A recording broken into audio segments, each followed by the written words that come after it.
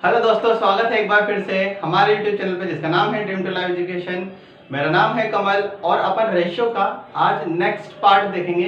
कुछ और क्वेश्चंस करते हैं बेहतरीन तरीके से।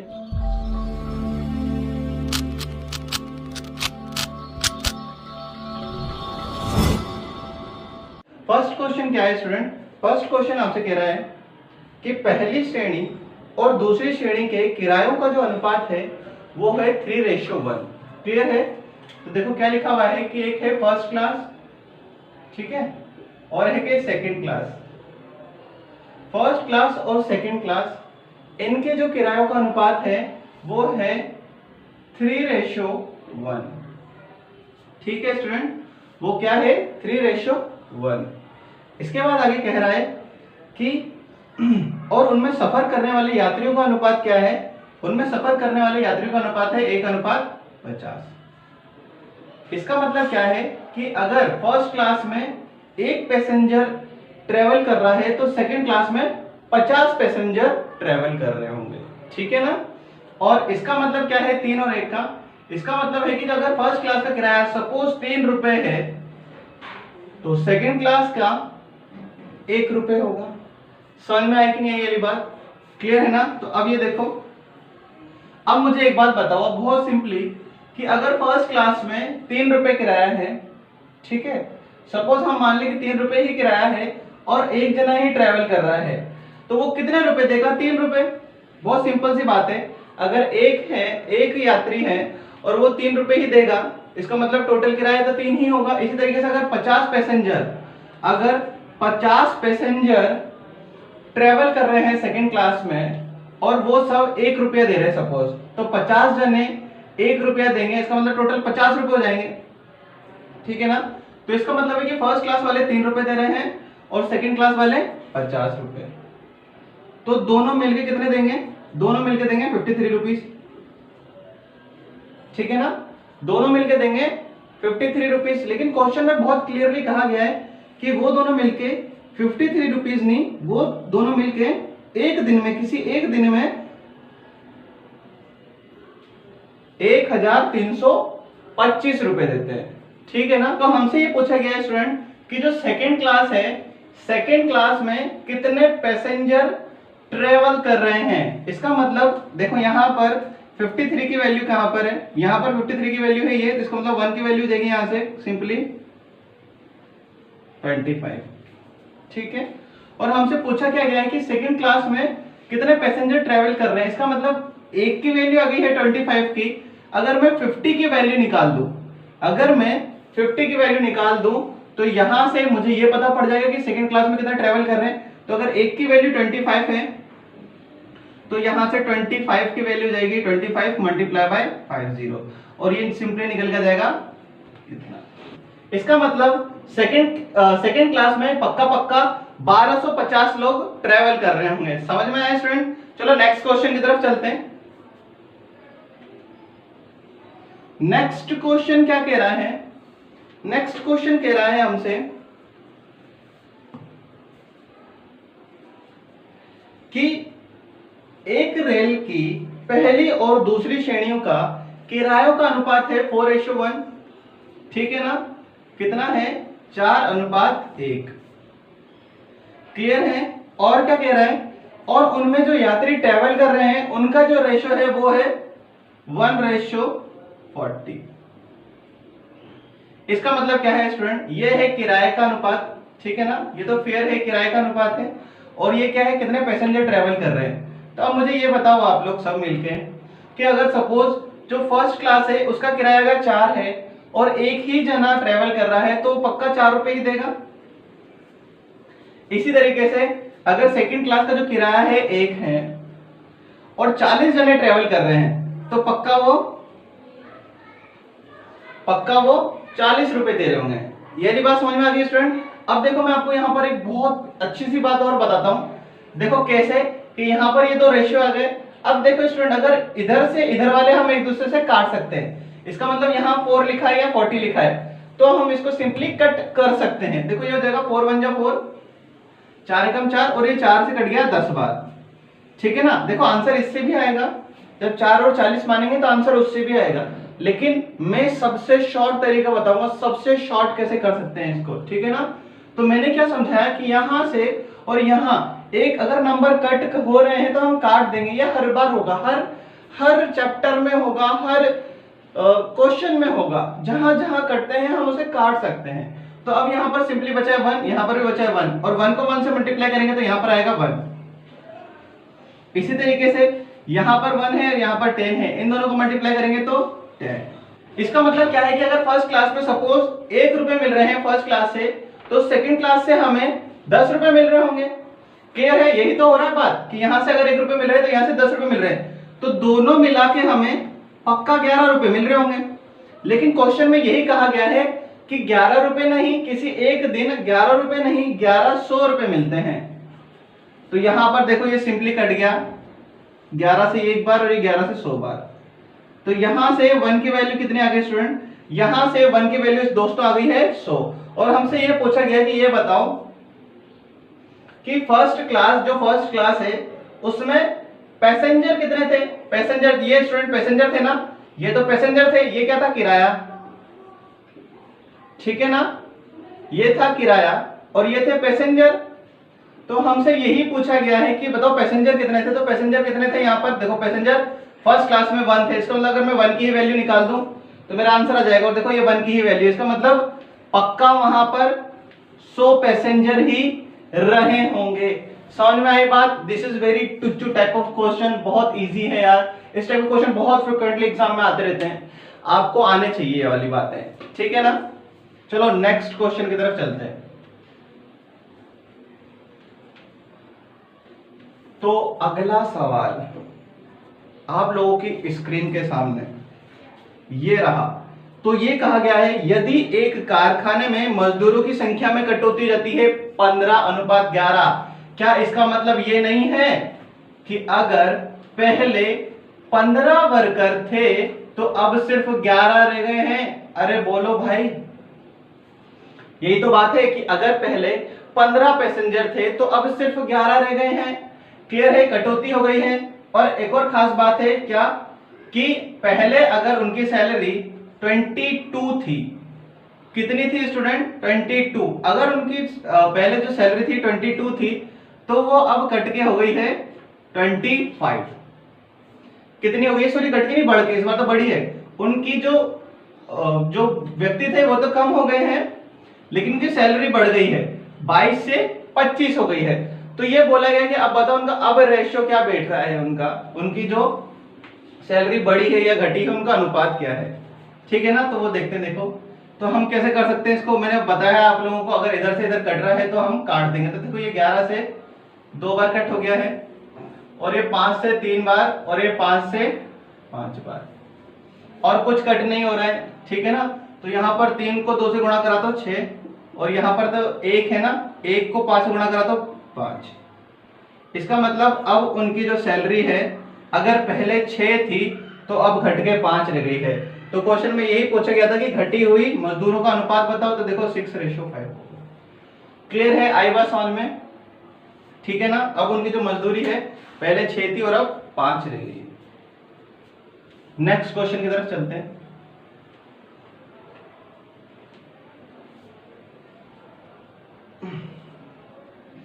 नेक्स्ट क्वेश्चन बहुत ही बेहतरीन तरीके का है।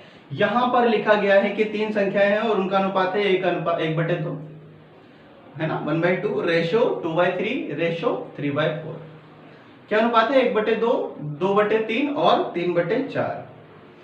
पूछा ये गया है कि ये बताओ कि जो सबसे बड़ी संख्या है, जो ग्रेटेस्ट नंबर है, और जो सबसे स्मॉलेस्ट नंबर है, सबसे छोटी संख्या है, उन दोनों का जो अंतर है, उन दोनों का अंतर दे रखा है 36। तो आपसे ये पूछ लिया गया है, तो ये बताओ कि वो नंबर्स कौन कौन से हैं। क्लियर है ना। तो देखो रेशियो क्या दे रखा है स्टूडेंट, जो क्वेश्चन का रेशियो दे रखा है उसका नंबर्स का, वो है 1/2, रेशियो 2/3, रेशियो 3/4। तो वो जो संख्याएं हैं उनका जो रेशियो है वो है 1/2, 2/3 और 3/4। ये है संख्याएं। अब देखो मेरी बात सुनो, इनमें से कौन सी बड़ी है कौन सी छोटी पता नहीं पड़ रहा है। सबसे बड़ी बात कभी भी है ना, रेशो वेशो में मजा नहीं आता यार, ये रेशो में ना मजा नहीं आता। इन रेशो को हम थोड़ा सा सिंप्लीफाई कर सकते हैं। कैसे, ये बताओ 2, 3 और 4 का एलसीएम कितना होता है? एलसीएम ऑफ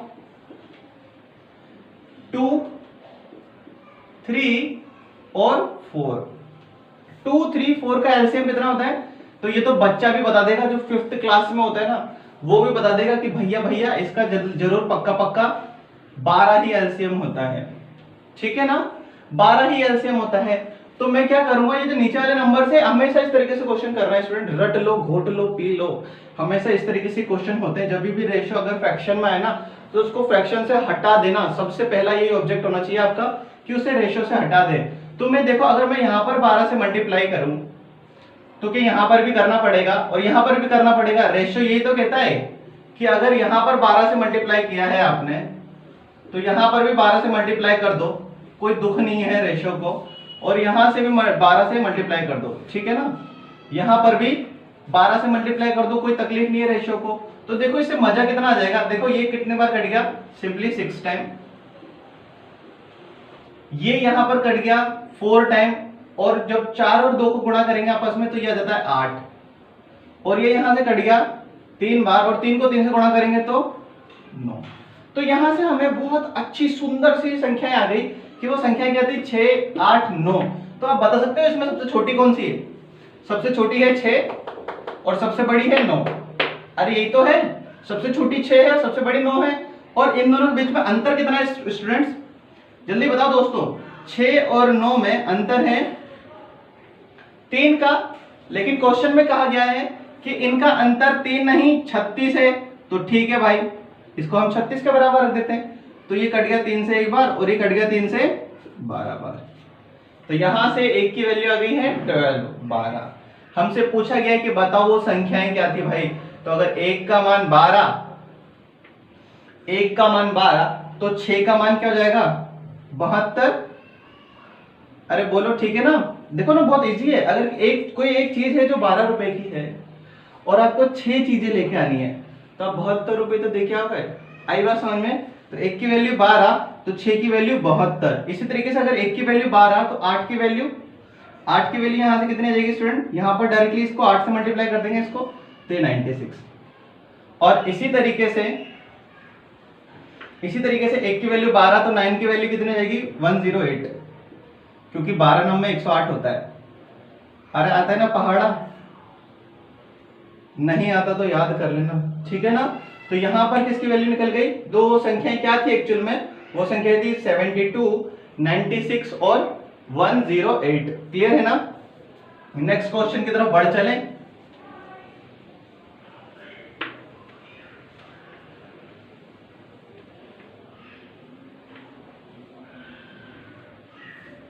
देखो नेक्स्ट क्वेश्चन क्या कह रहा है।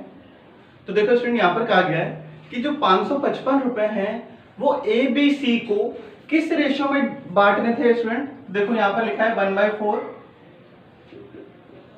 1/5 और 1/6। इस रेशियो में डिवाइड करने थे। इस रेशियो में उस 555 रुपए को देने थे। लेकिन उन्होंने क्या करा, गलती से इसको 4:5:6 में दे दिया। ठीक है ना।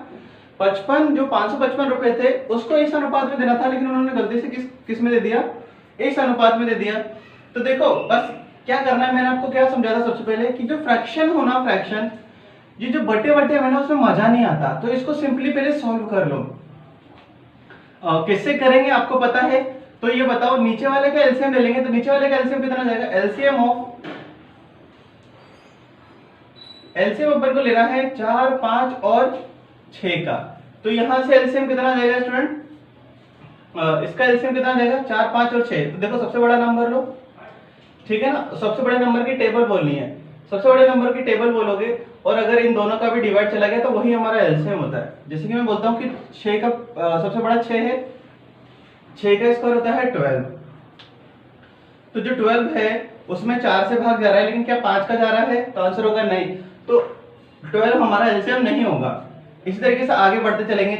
तो देखो 18 में दोनों का ही नहीं जा रहा, 24 में इसका जा रहा है लेकिन इसका नहीं जा रहा, 30 में इसका जा रहा है लेकिन इसका नहीं जा रहा, 36 में इसका जाएगा, इसका जा रहा है 42 में इसी तरीके से 42 में दोनों का ही नहीं जाएगा, 48 में भी नहीं जाएगा। तो ऐसे किस तरीके से होगा? तो देखिए स्टूडेंट, एलसीएम 4 5 6 का एलसीएम आ जाएगा यहाँ पर 60, ठीक है 60 आ जाएगा। और 60 को मैं तीनों से मल्टीप्लाई कर दूं तो यहां पर भी मैं 60 से मल्टीप्लाई करूंगा और यहां पर भी मैं 60 से मल्टीप्लाई करूंगा और यहां पर भी मैं मल्टीप्लाई बाय 60 कर देता हूं, ठीक है ना, मल्टीप्लाई बाय 60 कर देता हूं। तो यहां पर ये सिंपली कट जाएगा 15 टाइम, यहां पर ये कट जाएगा यहां से 12 टाइम, 12 पंचे 60 और ये यहां से 10 बार सिंपली। तो इसका मतलब या तो ऐसे कहो कि उनको हमें 3 अनुपात में बांटा था, 1/4, 1/5, 1/6, या फिर हम इसको इसी तरीके से कह सकते हैं कि या तो फिर हमें बांटा था 15:12:10। तो बांटना कैसे था? 15:10, 15:12:10 और बांट कैसे दिया? 4:5:6, ठीक है ना, इस अनुपात में बांट दिया। तो अब ये देखो, अगर सपोज इस अनुपात में बांटना था तो इसको मिले 15, इसको मिले 12, इसको मिले 10, तो मतलब टोटल कितना हो जाएगा? यहां से टोटल हो जाएगा ये हो जाएगा 27 और ये हो जाएगा 37, ठीक है ना। और यहां से देखेंगे तो यहां पर कितना सम अप आ रहा है? यहां पर आ रहा है 15।